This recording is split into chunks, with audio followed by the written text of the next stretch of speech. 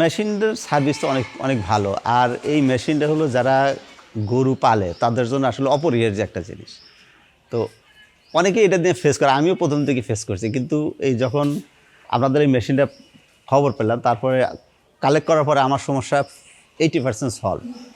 আমি খুব টেনশনে ছিলাম যে এই দুধ কীভাবে দোয়াবো, বা ধরেন একজন লোক আছে সে হুট করে চলে গেল, তখন আর দোয়ানোর তো লোক নাই, কত টেনশন একটা ছিল। তো এটা হওয়াতে আল্লাহর রহমতে ওই সমস্যাটা আর নাই। না, প্রসেসটা একদম ইজি একটা প্রসেস। ওই যখন মেশিন কিনলাম তখন ওনারা জাস্ট আমাকে দেখা দিল যে এই প্রসেস এইভাবে আপনি শুরু করবেন।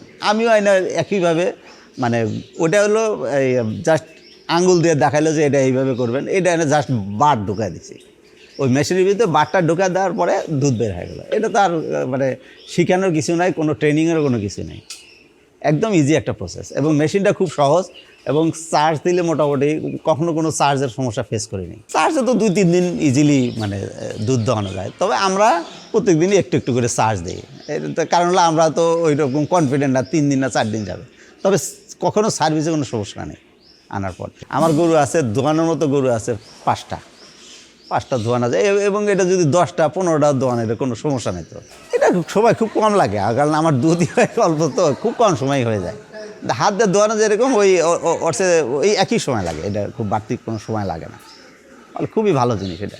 হাতটা দেওয়া একজন মানুষকে এঙ্গেজ করে রাখা বা ওই গরুকে ইয়ে করা অনেক ঝামেলাতে, এটাতে আমার মনে হয় দুধ দোয়ানোর প্রসেসটা অনেক ইজি হয়ে গেছে এই মেশিনটা থাকাতে। হ্যাঁ, এইটা জাস্ট যে বাট এখান দিয়ে দিবেন, দেওয়ার পরে স্টার্ট করে দিলে এটা বাটটা আটকা যাবে, তখন দুধ বের হবে।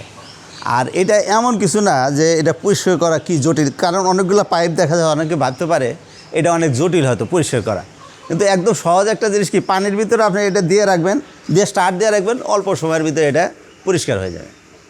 পরিষ্কার করা খুব সহজ। ওই আমরা দুধ দোয়ানোর পরেই পানির ভিতর দিয়ে এটা পরিষ্কার করে ফেলি। ব্যাটারি তো এর সাথেই থাকে, এটা জাস্ট অন এবং অফ করা, এইটাই হলো আপনার দায়িত্ব। যে দুধ দেবে তার দায়িত্ব হলো অন অ্যান্ড অফ করা।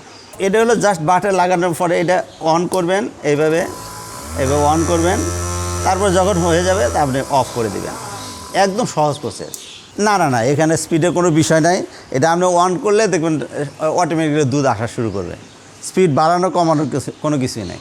আমার লিটার 40 লিটার মতো হয়। ওপারও তো মানে কত 30-40 মিনিটের ভিতরে হয়ে যায়। খুব ইজি প্রসেস, এটা যে কেউ নিতে পারে। এটা নিয়ে হ্যাসিটেশনের কোনো কিছু নেই, কারণ আমি কোম্পানি কেউ না, আমি নিজে একজন খামারি। খামার দিকে বিপদে পড়েই মেশিনটা কিনছি, এবং এখান থেকে অনেকটা রিলিজ হয়ে গেছে। আমার বিপদ অনেকটা রিলিজ করে দিয়েছে এই মেশিনটা। মানে এখন আর ওই যে দুধ দোয়ানোর সময় কোনো তাদের মানে টেনশন নাই। আর গরু লাগা দেওয়ার পরে গরু তো বেশ আরাম বোধ করে। হ্যাঁ, ভালো, অনেক ভালো।